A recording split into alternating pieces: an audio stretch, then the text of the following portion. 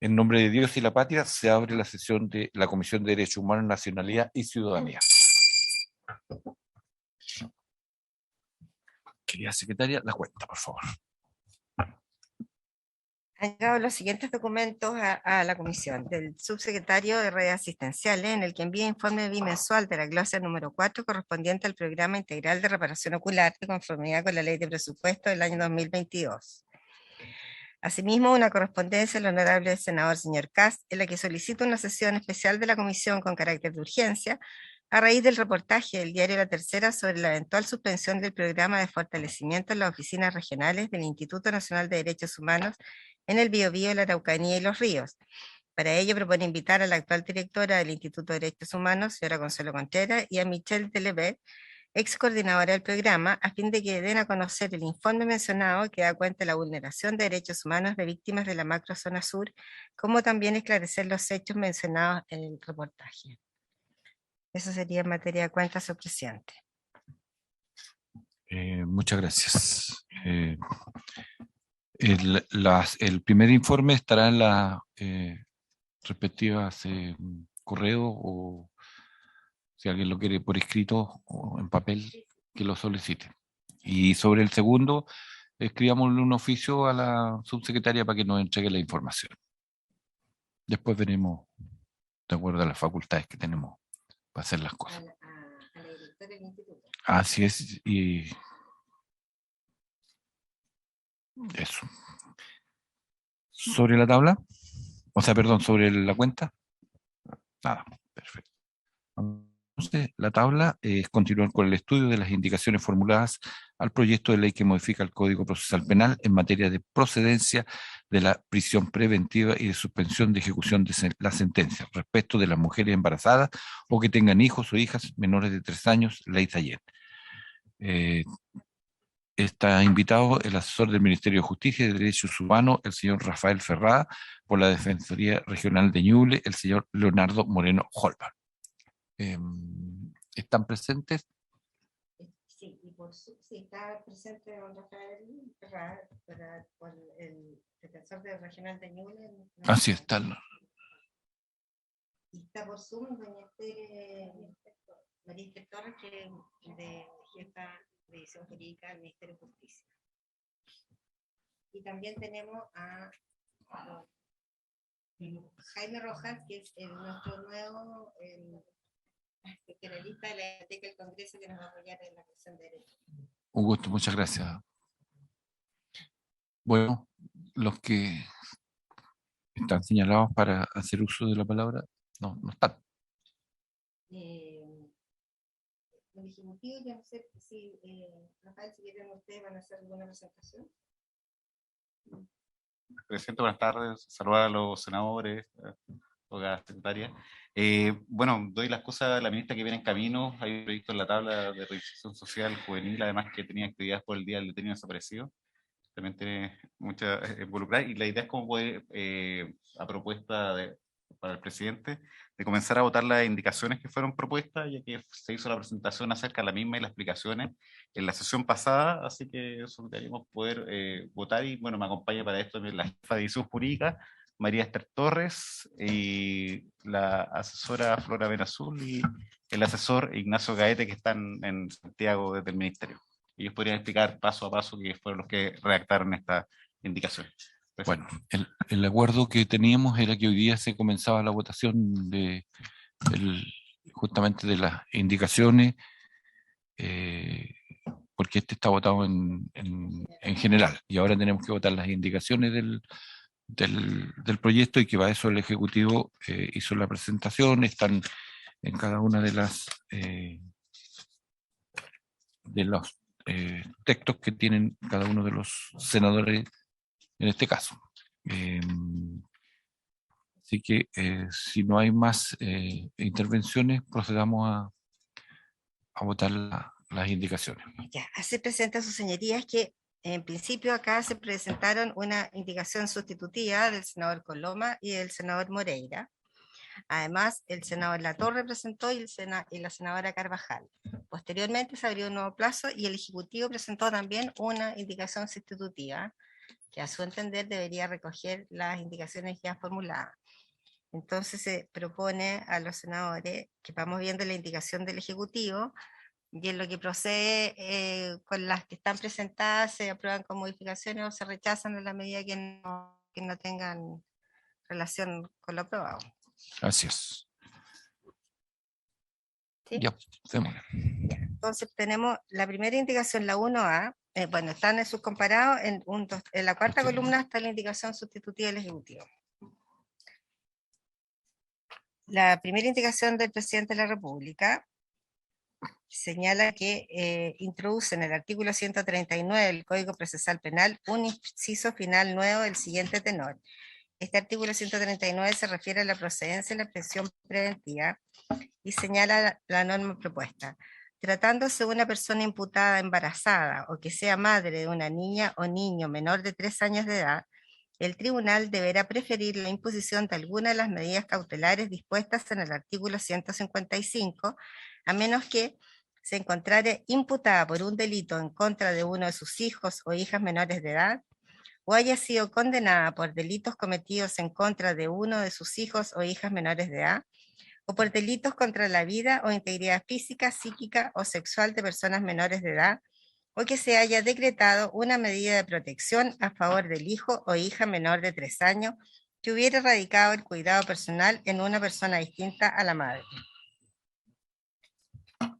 Esa es la indicación.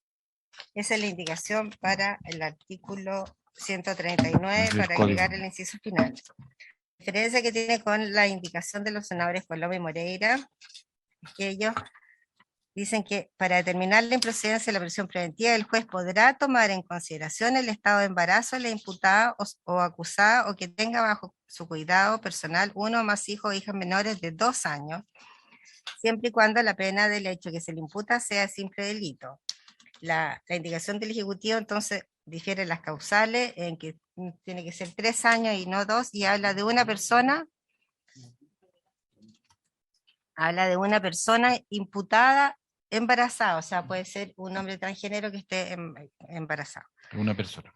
Exactamente. Y la indicación del Ejecutivo es impositiva, o sea, deberá decretarla, en cambio la sustitutiva ahí se podrá tomar en consideración.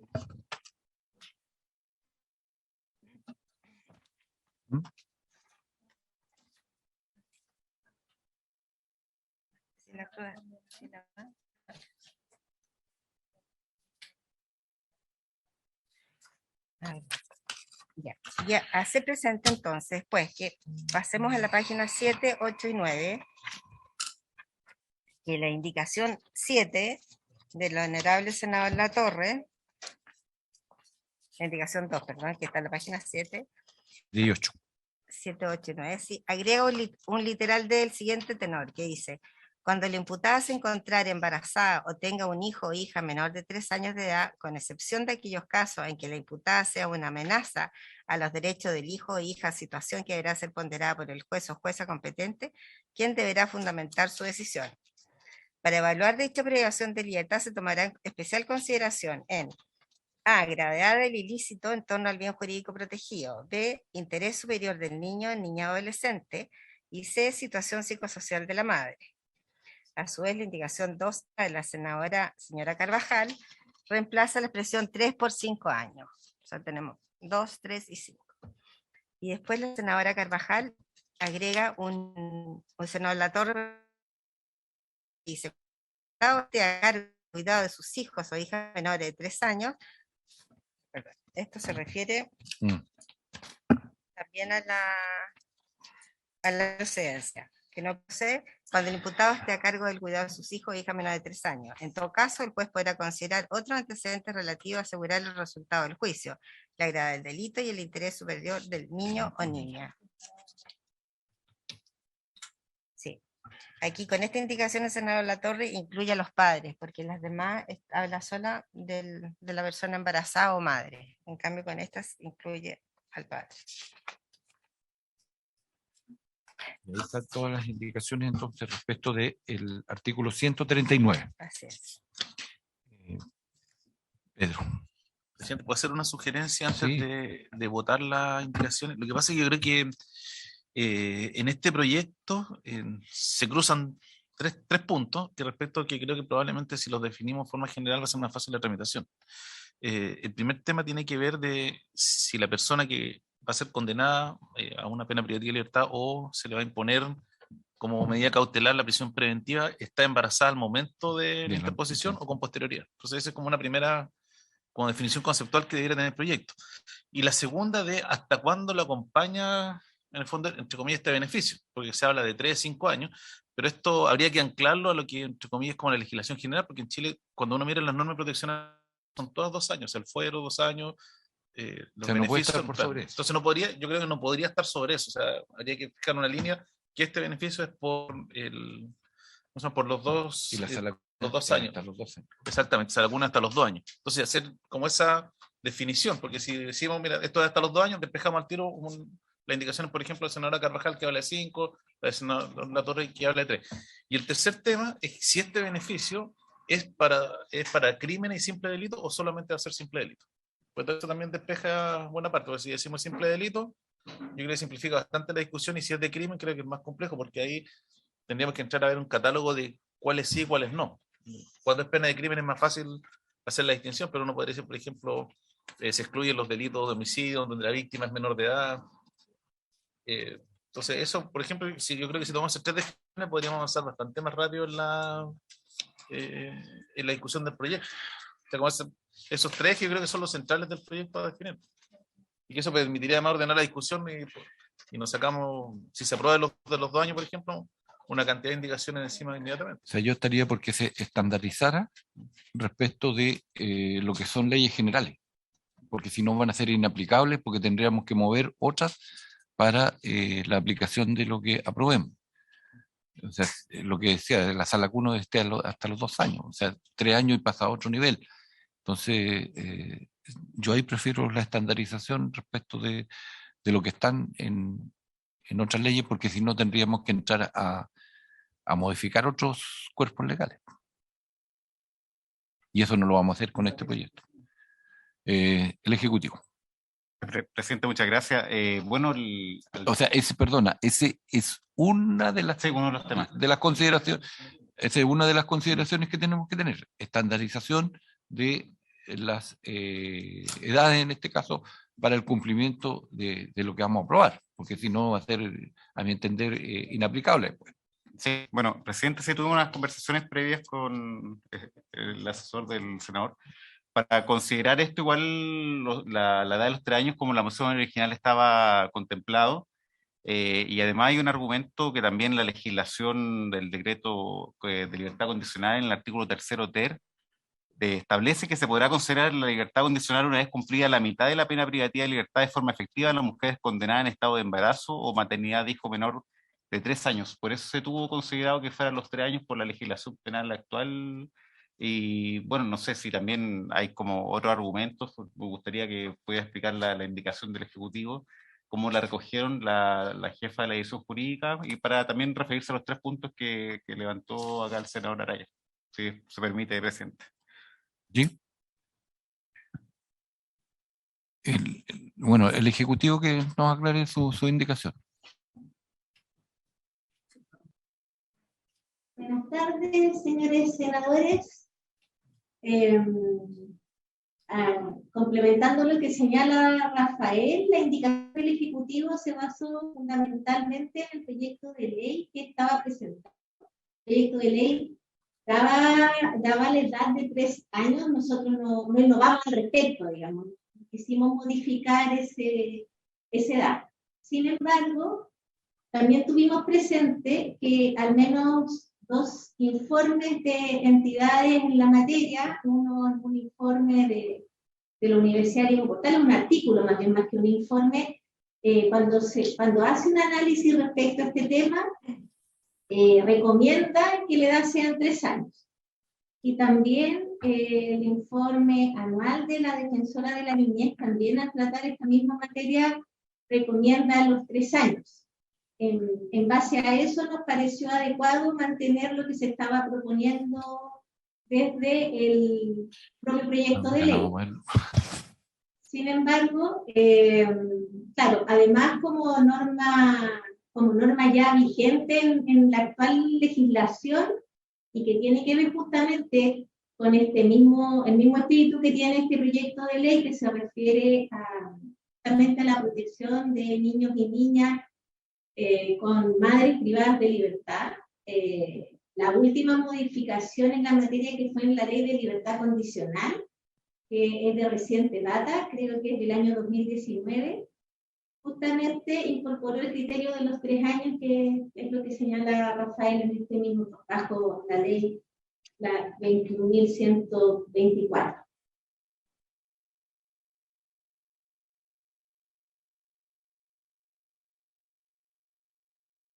Perdón, presidente, pero a ver, yo entiendo el informe de la Ley de Portales, pero uno tiene que tratar de estandarizar esto, porque además aquí no hay que olvidar una situación. Aquí se trata de una mujer que fue condenada por un delito. O sea, no estamos hablando de una persona que, por ejemplo, tiene que ir a trabajar y no tiene quien dejar a su guagua. Entonces, eso, ¿por qué en el fondo uno debiera, sabiendo que se trata de una mujer infractor de ley, dar un periodo mayor que lo que hoy día se le reconoce a una mujer trabajadora que cumple con todas las normativas, como el fuero o la sala cuna? Entonces, por eso yo creo que aquí esto tenemos que estandarizarlo, porque si no, el mundo ideal sería también que pudiéramos subir a 3 años a la cuna, 3 años al fuero. Pues no se entiende mucho la lógica. Así que yo lo dije, creo que en la primera sesión hay una colisión de derechos, pero no se puede olvidar que aquí hay otra cara de la moneda. Se trata de una mujer infractora de ley que cometió un delito y que en el fondo después de un juicio ha sido sancionada con una pena privativa de libertad. Entonces, por eso yo creo que esto debiera tener un correlato respecto de cómo se trata el tema de la protección de la infancia en las otras leyes. Entonces, por eso la idea, por ejemplo, yo le propondría a la comisión que fuera 2 años, que es lo que tiene hoy día Sala Cuna, y fueron.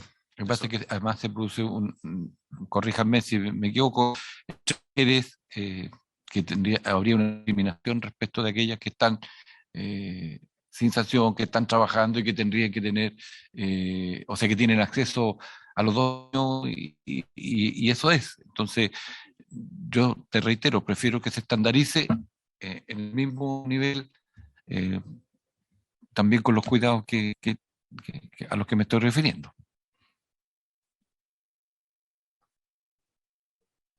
¿Están de acuerdo?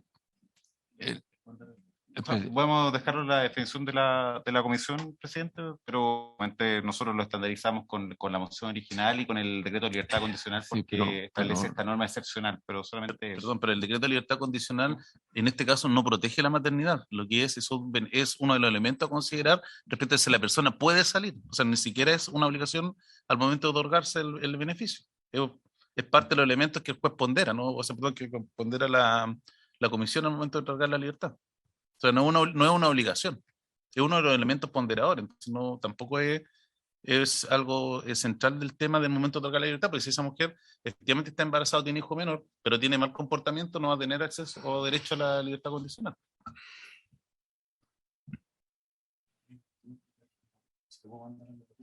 Es que si no, no vamos a poder votar.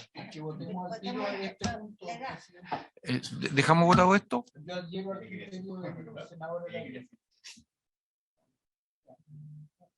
Ya, votemos.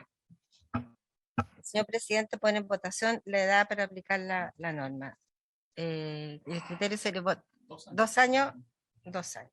Senador Kuchel, ¿cómo vota? Senadora Araya, senador Saavedra. A favor. Que aprueba el criterio entonces de 2 años. Y no vamos a poder votar más. Sí, voy.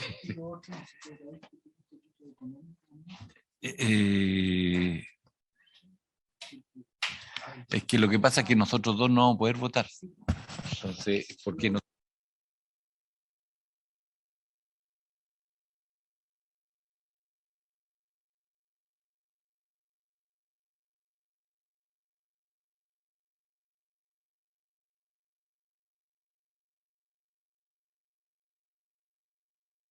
El que llegue. Vamos a suspender para ver y aunar criterio con el senador Kuchel respecto de diferencias que tenemos.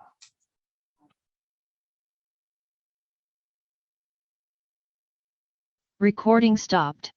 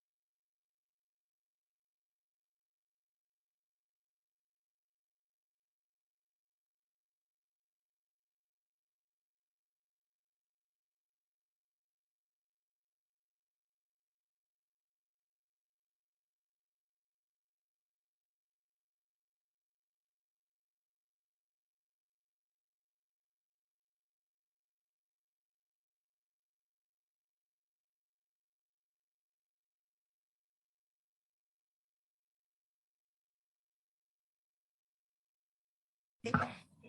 Para ilustrar a su señoría que el senador Araya planteó discutir 3 puntos para ponernos de acuerdo. Primero, Recording in progress. si la mujer está embarazada, Sí, Ya, no, sí. pero es verdad. Si al momento de que pues,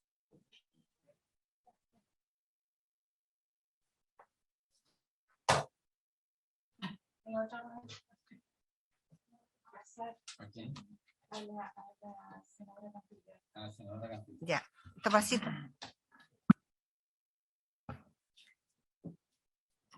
El punto es entonces discutir si la mujer una vez que es imputada está embarazada o no, y una vez que está condenada, que también si está embarazada o no, que el embarazo no sea con posterior a la condena, sino que el punto esencial es que esté embarazada. Estamos viendo ideas, son las 3 ideas que planteó el senador.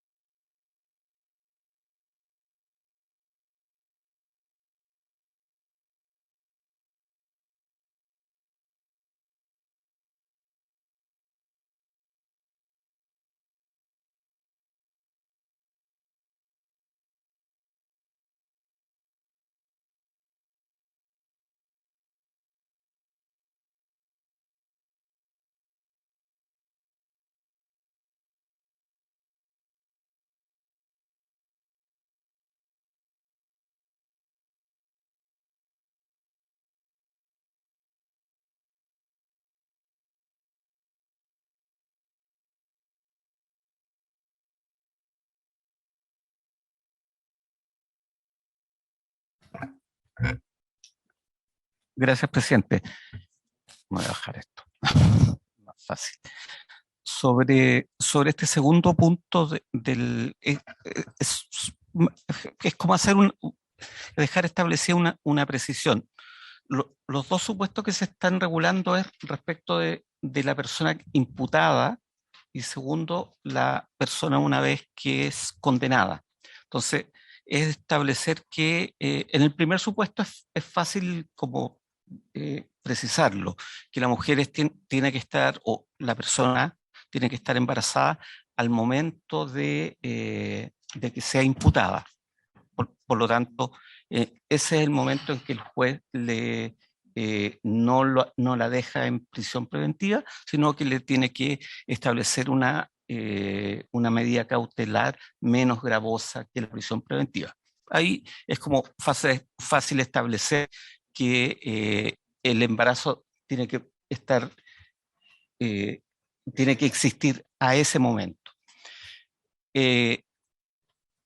Donde es un poco más complejo en la mujer que comienza la condena. que, claro, que ya está condenada o que es condenada, porque el embarazo se pudiera producir durante el periodo de la condena. Entonces, la idea es que quede establecido o que se establezca que eso tiene que ser previo al inicio de la condena. ¿Cuál es la finalidad de eso? Es evitar una cosa que lo que le señalaba presidente, que es en lo que se conoce fundamentalmente en economía, se conoce, pero también en el derecho se ocupa lo que se denomina riesgo moral o comportamiento común oportunista, que en el fondo es no generar un incentivo para que las personas eventualmente puedan eventualmente desarrollar un comportamiento que no es deseable desde el punto de vista social.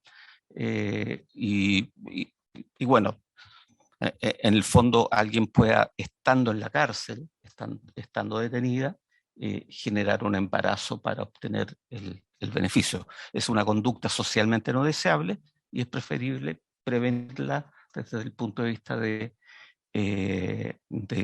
no generar el beneficio, entendiendo que además queda resuelto por la vía, tal como lo explicaba la Secretaría, que por la vía de la reglamentación hoy día vigente, una mujer que queda en esa situación, una vez que entiendo que queda en, no sé cuál es el momento exacto, pero también va a quedar en libertad.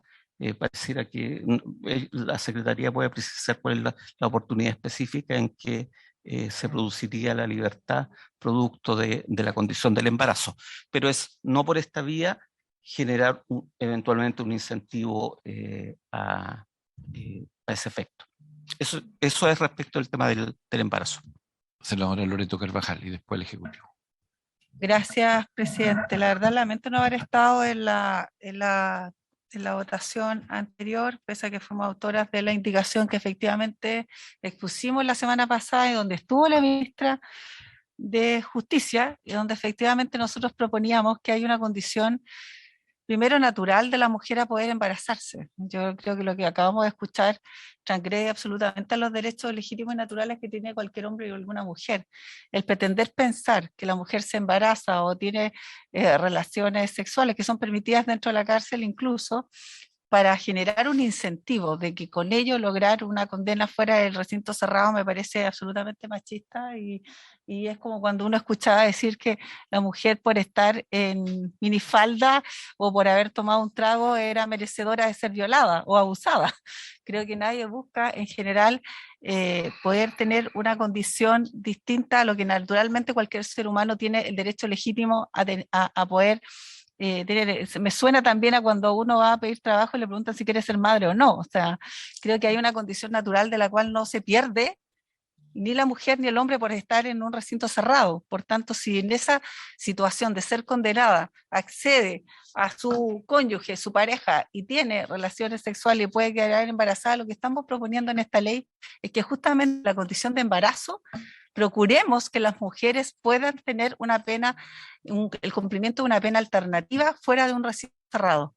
No solo por el derecho que le pueda asistir a cualquier mujer de generar a lo mejor o de tener condiciones dignas en su embarazo, sino por el derecho que le asista a sus hijos, estando en el vientre materno, de poder generar incluso fuera de haber nacido, o fuera o estar ya nacidos, poder generar cumplimiento de condenas que estén fuera de un recinto cerrado. No solo por la cifra y por lo que hemos sabido, Chile es uno de los países en donde más mujeres embarazadas cumplen pena dentro de un recinto cerrado, pero además con penas que en general tienen que ver con delitos como tráfico de drogas y otras, y no penas de tan alta categoría en cuanto a la sentencia. Entonces creo que en ese sentido yo no comparto los principios aquí mencionados. Creo que si lo que buscamos es justamente que se genere una legislación, una normativa que termine de una vez por todas con esta condición de criar hijos dentro de la cárcel, porque eso es lo que en definitiva estamos promoviendo con esta ley, es justamente abordar y poder tener la posibilidad de que ante una condena, ya sea en su calidad en este caso, o de imputada o condenada estando embarazada, pueda cumplirla fuera de la cárcel, ya sea en su casa o en otro recinto que a lo mejor esté más adecuado a la formación y al cuidado de un menor cuando se trata de niños que incluso, insisto, hasta los 3 años, nosotros proponíamos hasta los 5 años, pudiera cumplirse fuera de ella. Por tanto, yo no comparto eso, presidente, y creo que transgrede el principio lógico que tiene justamente esta materia que hoy día estamos discutiendo.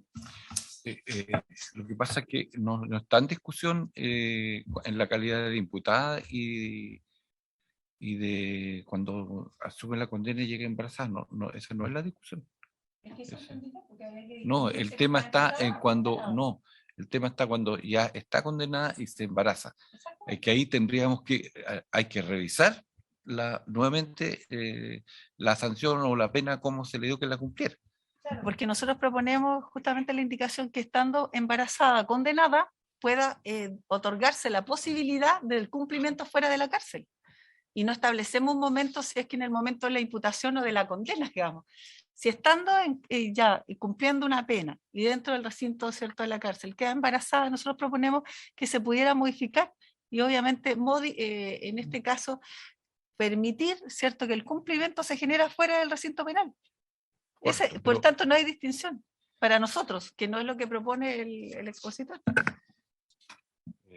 El Ejecutivo tenía... Es lo que nos dice, perdón, presidente, es que dice, si nosotros, si la persona estando condenada con cumplimiento, ¿cierto?, entre la cárcel, queda embarazada, pudiera pretenderse pensar que se embarazó para estar fuera de la cárcel cumpliendo la pena. Es decir, casi como si hubiese un incentivo perverso de poder generar una legislación en esta materia a propósito de que se embaraza a propósito para cumplir fuera la pena. Eso es lo que se pretende. O al menos lo que yo entendí, que es lo que se piensa al momento de establecer estos principios. El Ejecutivo. Sí, presidente, siguiendo como los argumentos de la senadora Carvajal, los principios inspiradores de esta propuesta legislativa, en primer lugar, el interés superior del niño y la niña, por eso estamos hablando que un niño no puede estar encarcelado durante sus primeros años de vida. Y el otro principio muy importante y relevante es protección de la maternidad, para que una mujer embarazada no esté cumpliendo una condena con prisión privativa, estando en estado de embarazo, y por eso buscamos la protección de la maternidad, y las indicaciones que se presentaron también recogen mucho el espíritu que está hablando la señora Carvajal, en relación a que la mujer, ya sea al momento de decretar la prisión preventiva o al condenarse, esté embarazada o con un niño menor de 3 años, o durante el cumplimiento de la prisión preventiva o durante el cumplimiento de su condena, quede embarazada y pueda tener un derecho a una pena sustitutiva de libertad, que en todo caso es una libertad vigilada intensiva, que de todas maneras es una suerte de cumplimiento en condena en libertad, pero bajo ciertos parámetros, que no una absoluta libertad ni nada por el estilo. En cuanto a la prisión preventiva, también la pena alternativa sería el arresto domiciliario, o sea, no sería estar libre, sino sería estar en la casa cumpliendo una pena restrictiva de libertad, que obviamente va a ser mejor para una mujer embarazada poder estar con ese entorno mientras está desarrollando el embarazo. Así que recogemos esa propuesta y nuestra sugerencia es poder aprobar la indicación, los términos que planteó el Ejecutivo en su oportunidad, porque creemos que cumple con los estándares que nosotros, que es la moción principal de los parlamentarios. ¿Quién pidió la palabra primero?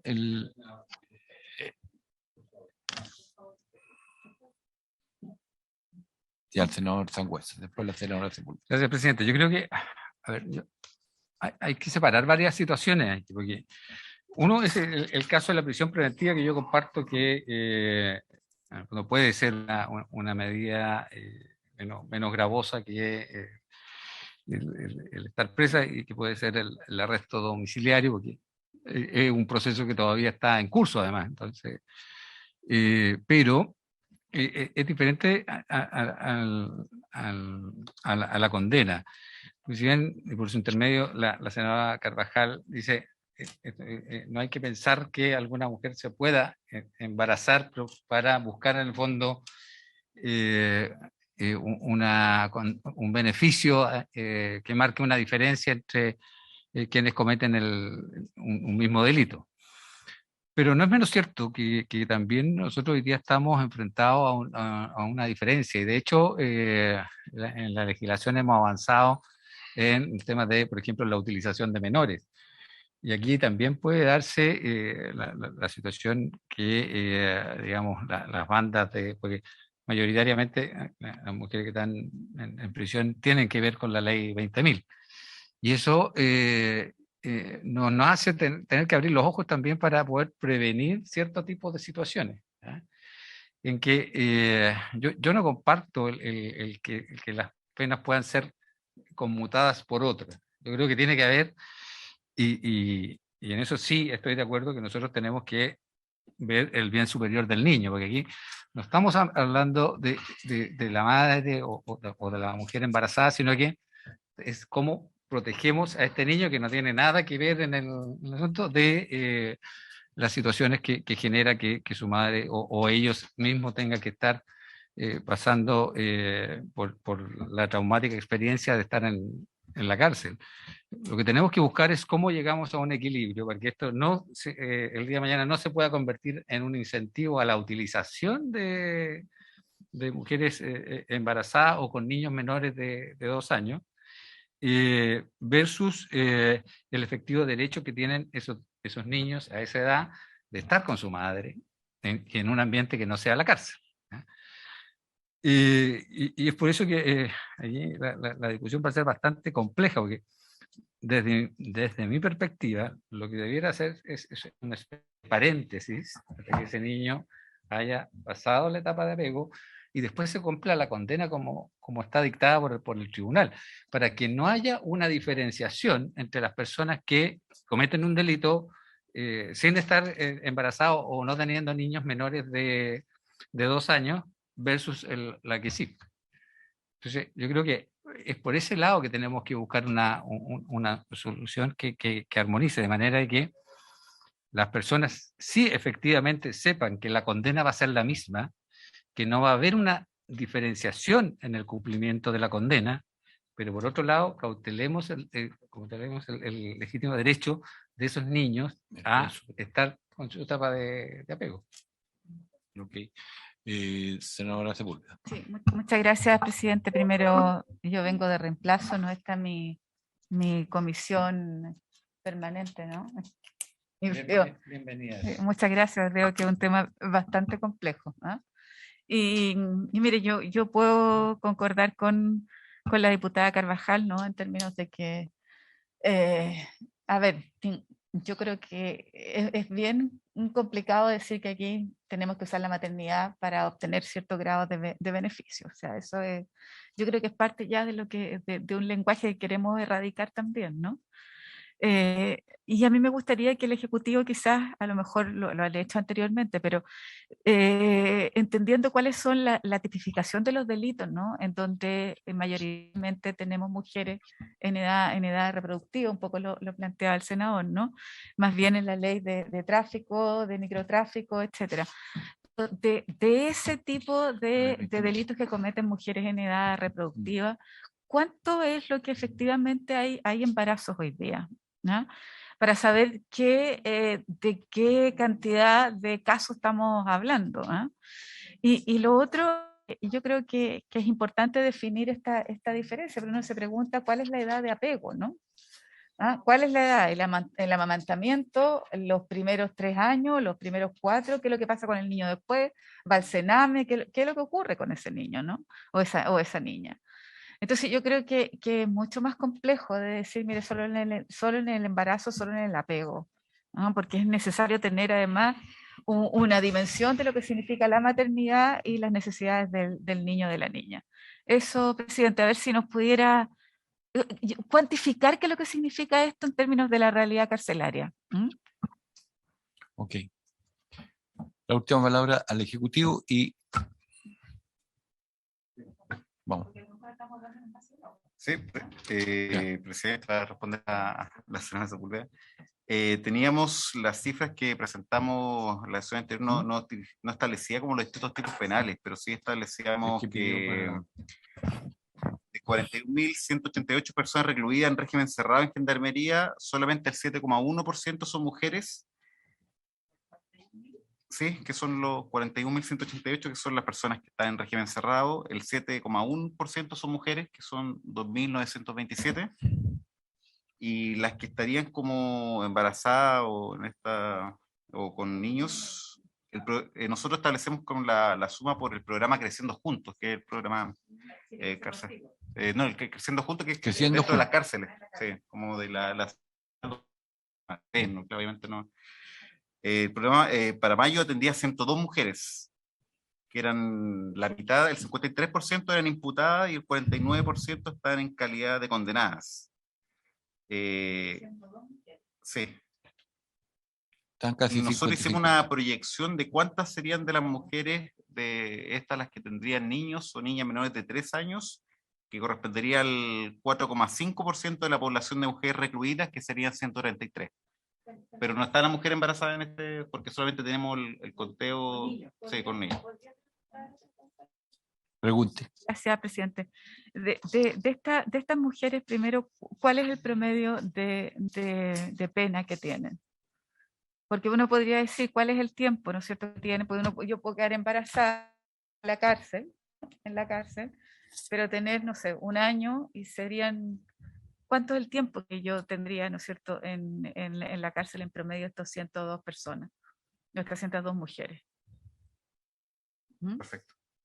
Podría decir son 3 años y ya, pero y si son un año, o sea, es absolutamente distinto. Entonces, no, es como bien, uno podría decir aprobemos porque no es No, no irrelevante. vamos a aprobar hoy día. No te digo yo, es irrelevante desde el punto de vista del número, ¿no? De No, personas de que estaría todas maneras, afectadas. No, vamos a votar la próxima semana. No. No, porque, a ver, ya estamos fuera del tiempo y yo le Solamente pediría que eso lo va a traer la próxima sesión, la la pregunta que hizo próxima senadora. sesión. Continuamos con la votación. Datos que no teníamos.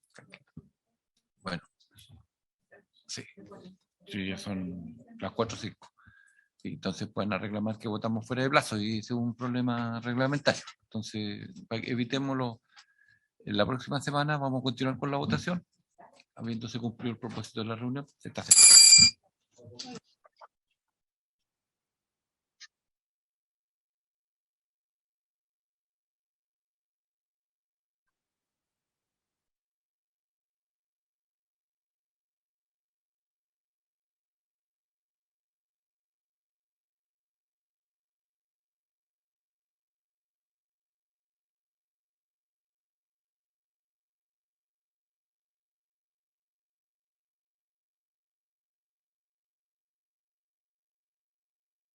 Recording stopped.